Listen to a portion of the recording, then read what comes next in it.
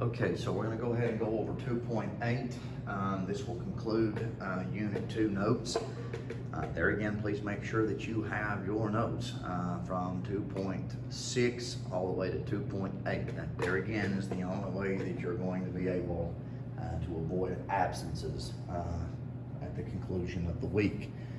2.8, all right, this is a little bit lengthy here, so and there's a lot of talking because there's some content development that you need to know as far as the history behind the formation of the two-party system. So I'll do my best to keep it brief, but at least be able to give you what you need. So bear with me. There again, there's a lot of test questions with 2.8, so you don't want to bypass these notes. There again, this is an open notes test, and this is an easy 100 if you've taken good notes.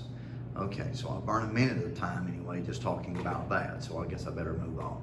All right, we're going to explain the formation of the two-party system. All right, you need to remember that the two-party system is consisting of Democrat and Republican. Does that mean that's the only political parties in America? Absolutely not. There's the Communist Party, all right, there's the Green Party, there's all kinds of political parties, but we are based on a two-party system, okay? We're also going to analyze where you fall on the political spectrum. Are you a liberal? Are you a moderate? Are you a conservative? Okay, it's very, very important being in American civics that you know where you are as far as the political spectrum. So not only are we going to enforce that through the notes, but we're also going to reinforce as far as these assignments that you have in front of you today. Now, 2.8, the assignments are directly centered in and around 2.8. All right, so we better move on. All right, please remember you don't have to write this because you already have this in a previous note. This is just a refresher. But please remember that the first political parties were Federalist and Anti-Federalist. What you're going to see through these notes is these two political parties transitioning into Democrat and Republican as time progresses. Please remember that your Federalist Party, your major leader was Alexander Hamilton, an elite, wealthy, had the tendency maybe to think he was better than most people, felt like that the rich, the elite, should be running the government because, of course, they were most educated and was most equipped. His economic plan, if you see here at the bottom, was more manufacturing, shipping, and trading. The political philosophy is the major importance that you need to see. Remember that the Federalists were in favor of a strong national government controlled by the rich and well-born. The anti-feds on the right side here, Democratic Republicans, all right? The leader would be Thomas Jefferson. Another notable, James Madison. The economy was more agrarian-based or agricultural-based. Jefferson said that the farmer, is the way that our economy should be run. The farmer he held in high regard because he said they were the closest to God because they had to rely on his blessings in order to be able to bring in a crop. The anti-feds believed in a limited federal government, felt that they didn't need a strong central government because the common man was capable of governing himself. So they was more for a state government. And it's really a regional politic. This, of course, is your northern politic, and this is more of your southern politic in yesteryear. But there again, a lot of these philosophies are still manifested in our politics to this day. And a lot of it has to do with where you are regionally. So anyhow, just remember that these two are the first political parties in American history. Now, what's going to happen to the Federalist Party? They're gonna run into some real problems here. So here is where the conversation begins in the content development to help you see the collapse of this party right here. All right, we got to go to 1807.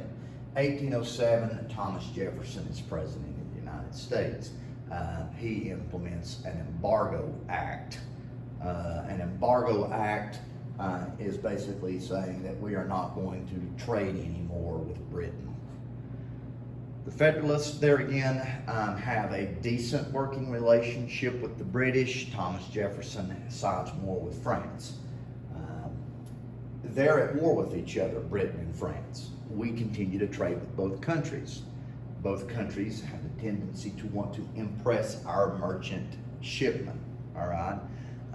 There again, the word impress is not to, hold in high regard. The word impress in this language means to force American sailors to fight in the British Royal Navy. We got tired of this, and so we said we're going to place embargoes on our ships. We're no longer going to trade with those other countries. This will prove to them that they need our trade, and they will stop impressing our ships and our sailors. Guess whose economy it hurt? Hurt the United States economy.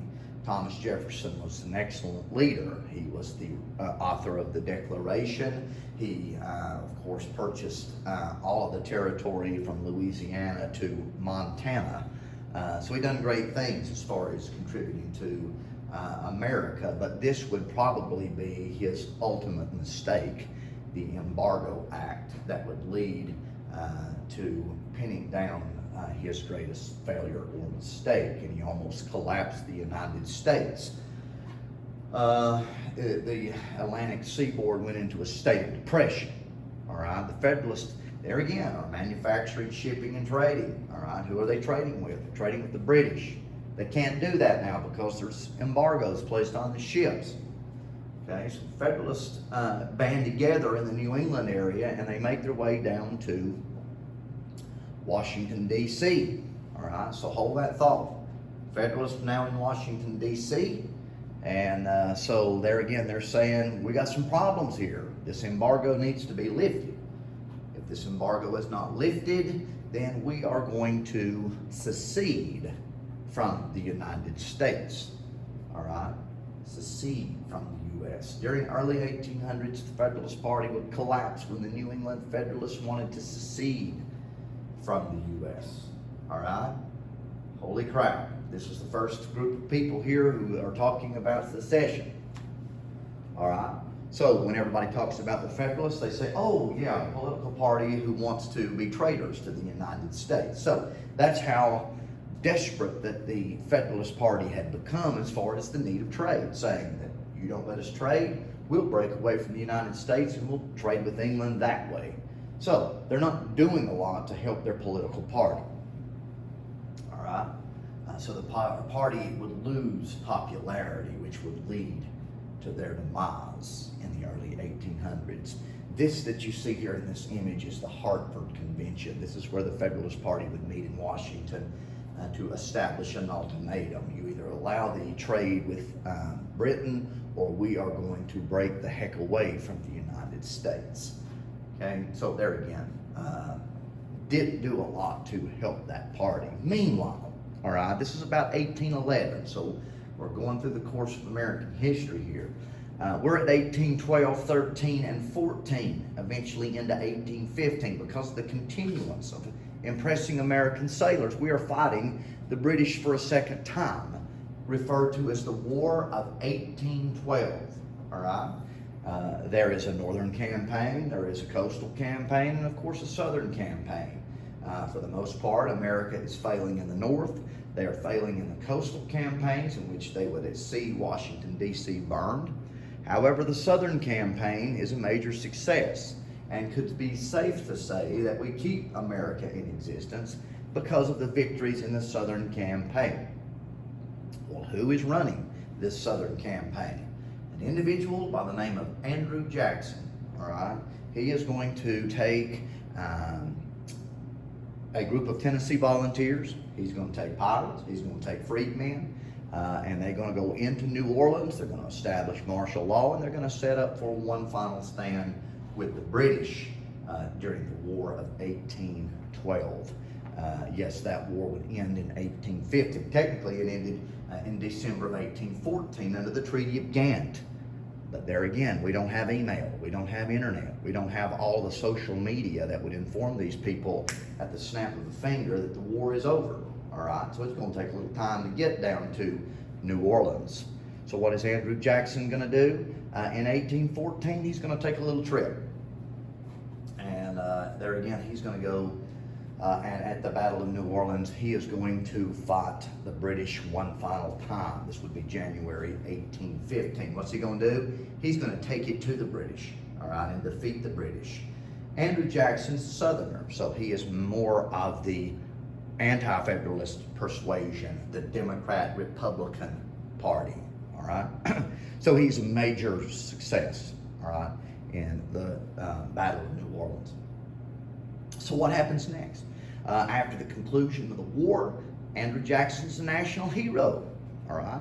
You don't have, in this particular day, you know, rock stars, you don't have sports stars like we do today. You had these kinds of people, all right? Maybe better that we do have these kinds of people. Anyway, there again, this guy's fame, you know, surges, all right? To get a sort of a visual or an idea of how popular Andrew Jackson was, there's no other president in history that has more cities, counties named after him than Andrew Jackson. Such in case Jacksonville, Florida, Jackson County.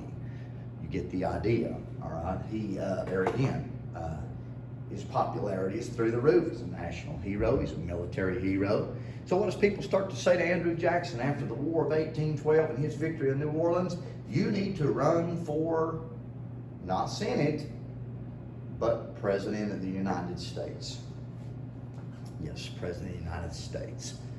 Joe Biden, on the other hand, doesn't know if he's running for the President or the Senate. But anyway, that's a different topic. Yes, Andrew Jackson is running for President of the United States. So by 1824, he's throwing his hat in the ring and he is running for President of the U.S. Now, a lot of people are very speculative of Andrew Jackson as far as being President of the United States. He's an outsider. He's not of the political establishment. By 1824, this is the first time that you're going to have really a standoff as far as who's going to be president who's not a founding father. So it's a new slate of political figures, you know, by 1824 here. Very important that you're able to see that. All right, so what's going to happen with Andrew Jackson? Most people that are his critics say he does not need to be president. He's temperamental. He's a duelist. He fought 3 duels. Shot and killed Charles Dickinson in 1803.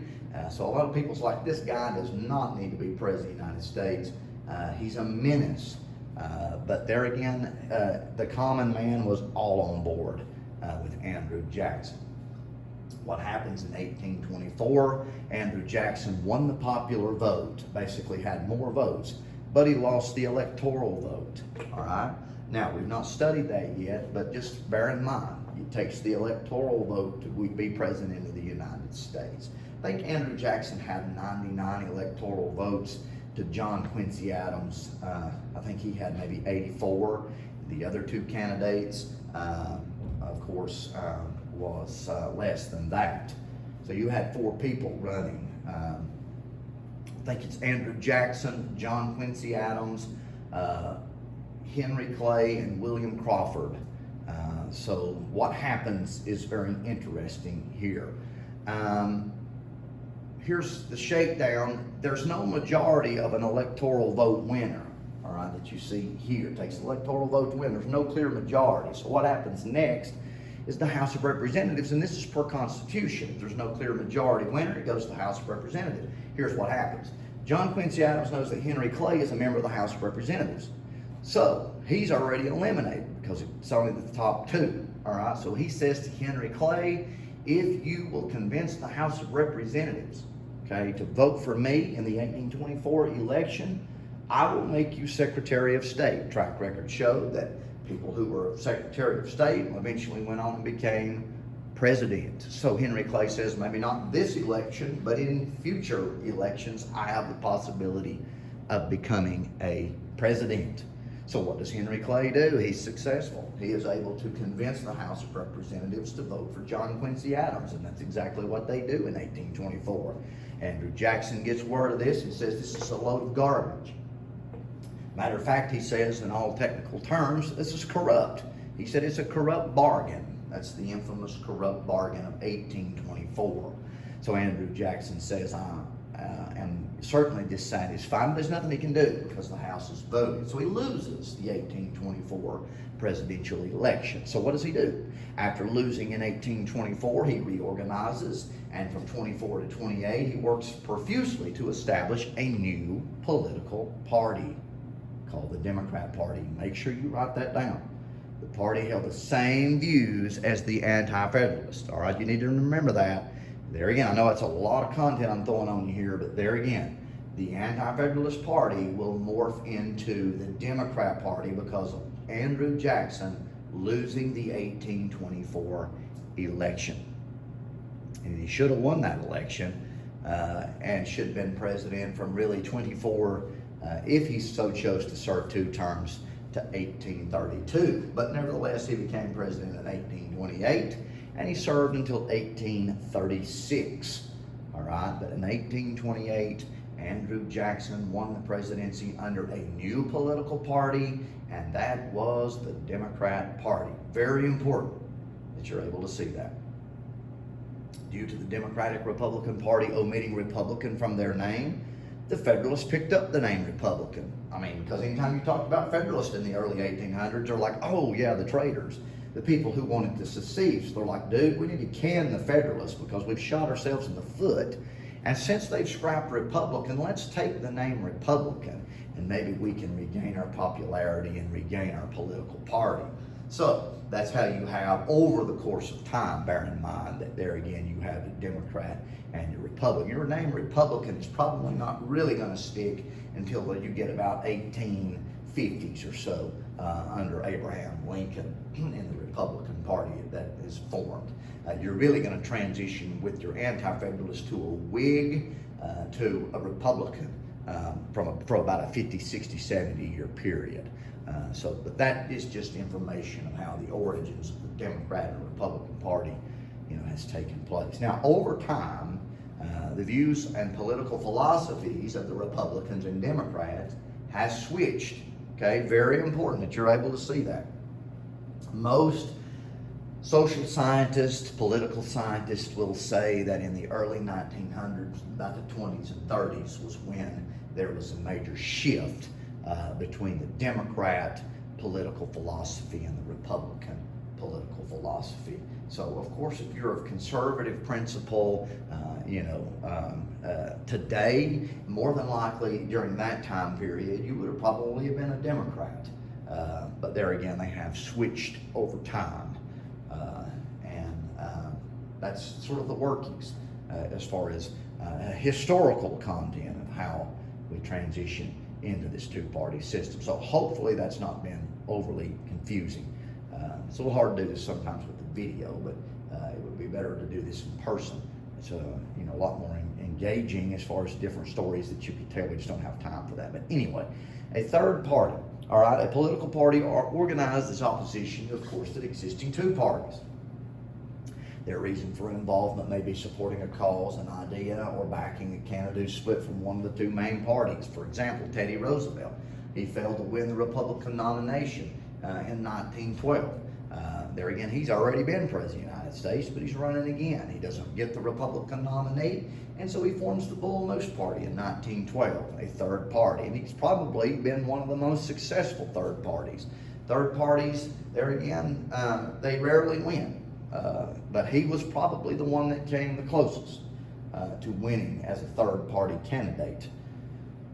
And so many third parties establish themselves on a certain issue that is prevalent at the time. There again, your Ross Perot in the early 90s and the Reform Party. Here's your big issue with your third party. The last bulleted point, make sure you write this down. Third party candidates rarely win. They're important in the election because they can draw crucial votes away. Make sure you write that down. It's the big deal with the third party. Here's some cases in point.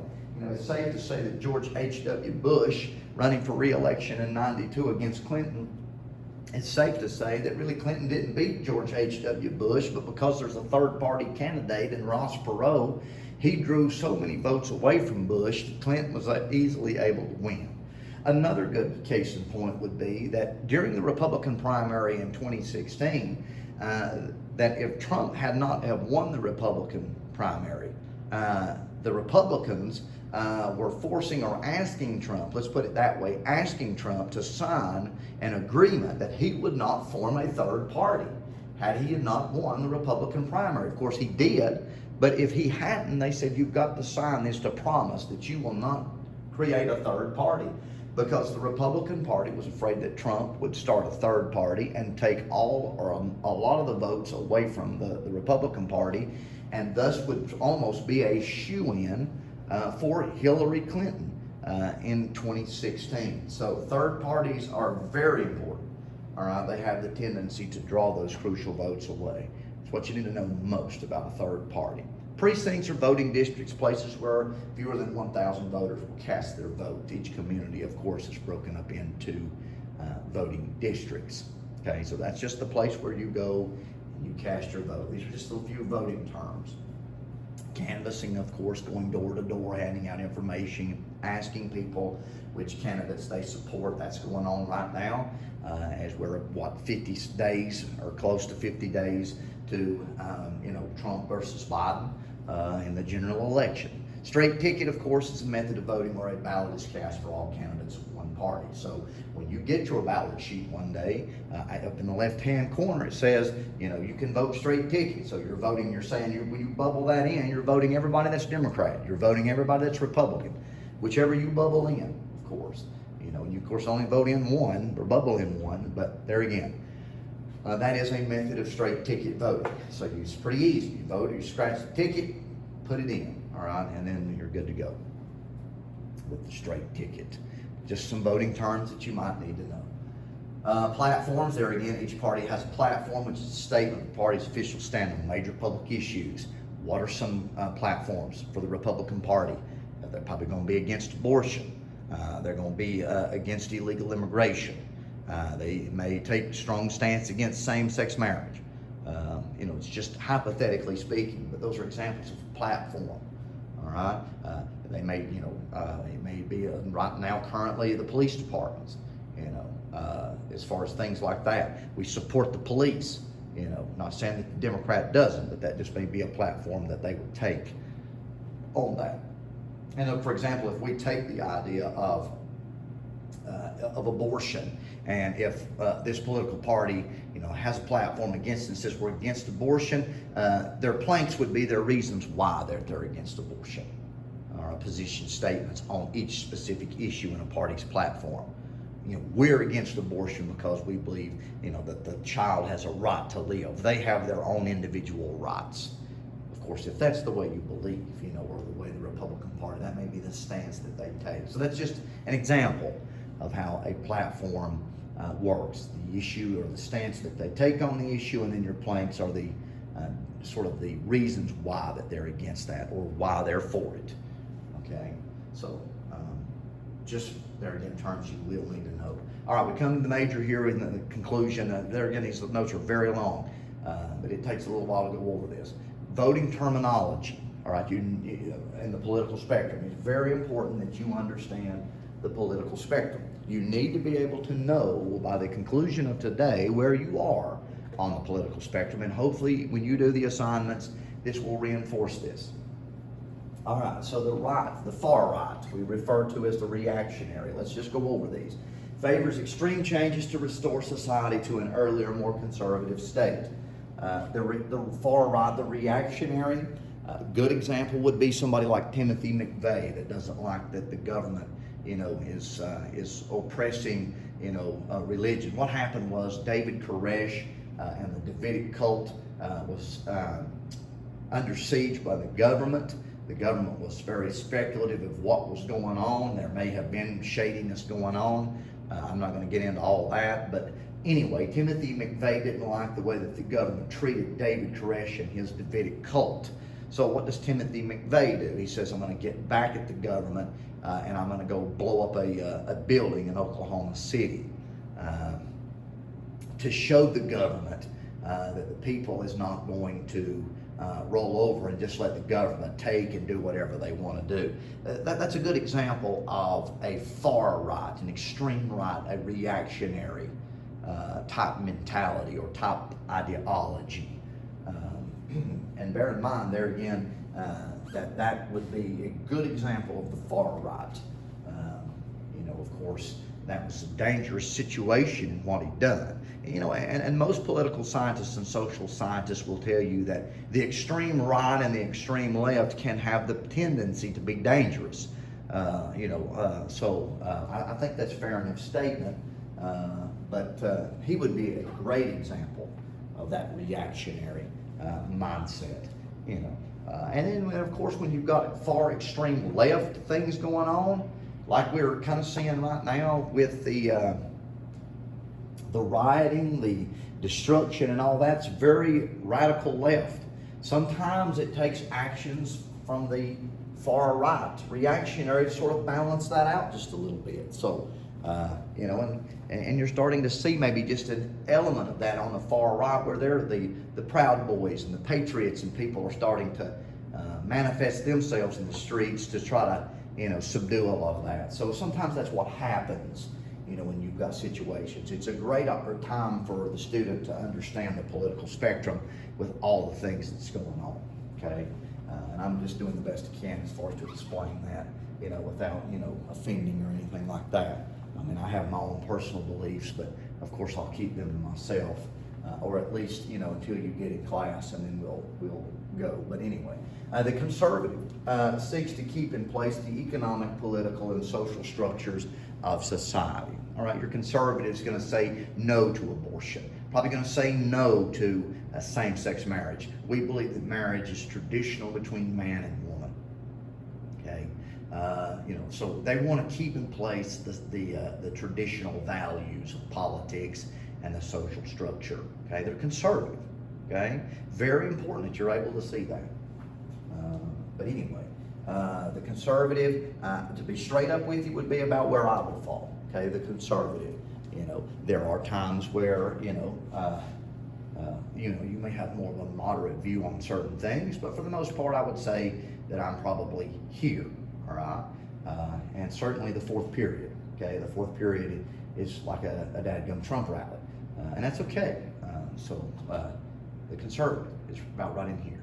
All right, moderate. Beliefs that fall between liberal and conservative. I had students before that would say, from a social perspective, Mr. Stewart, I believe that marriage ought to be between man, woman, and woman. It doesn't affect me. If it's if they can pursue happiness with that, let them do it. All right, so they are more liberal when it comes to the social things.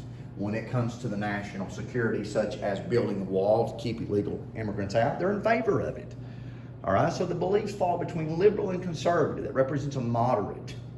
Okay, most people say that the nation as a whole is more of a constitutional moderate. I mean, it would be safe to say that. Political scientists will say that the majority of the nation is about right in here. Okay, now that's just hypothetically speaking, but statistics would show that there again, moderate would be there. All right, the liberal believes that government must take action to change policies thought to be unfair. So the big key term with a liberal is, of course, change. Change the traditional ideas of marriage. Okay, change the outlook as far as women's rights and the ability to take control of her body and do with her body as she desires. Change when it comes to policing. All right, you hear a lot of that. We need to reimagine. We need to rethink. How we look at the police. All right, you've probably heard that. All right, that's liberal talking. It's change. It's what they're looking for. And that's the change of policies. And there again, that's just the political idea. Change. They want to change it. I mean, Obama, when he ran for president of the United States, that's the big term he used, change. All right, and you hear eons of the liberal politicians say we need to rethink, we need to reimagine. All right, so that's kind of the language that's used. The far left, of course, is extreme changes to create an altered or new social system. And to be straight up with you, the Antifa, BLM, all of those represent the radical left. I feel like it's safe to say that the Democrat Party is losing their identity to the radical left. And a lot of people is bailing the heck out of that political party you know, who might be more liberal or moderate or somewhere here. They're bailing out because it's going too far left, even for their sake, and so they say, I'm out. You know, I'm more of a moderate, or you know, in this area. And when it gets over here, a lot of people leave their party and either become independent or maybe join a more conservative-based party, such as the Republican Party. So, favors extreme changes. I mean, when you've got Democrat politicians or liberal politicians that say, you know, these riots are good, these challenges in the streets are good, because, you know, it's going to fundamentally change the way we see, you know, our governmental system. You know, that is a far left speaking out. And so a lot of people are not on board with that. But there again, that is the political spectrum. What you are going to have to do is complete the political spectrum assignment, and then you're going to go on isidewith.com. You're going to take that quiz. Please share that result with me. You're only going to do, there again, just the presidential-based questions, okay, with that. So you don't have to do, I think there's some like state questions with that, but skip those. And then when you finish on the presidential, click submit. Once you get that, take a screenshot or picture of that, send it to me, or share it with me through email, okay? All right, I know these are very, very long, but have a nice day.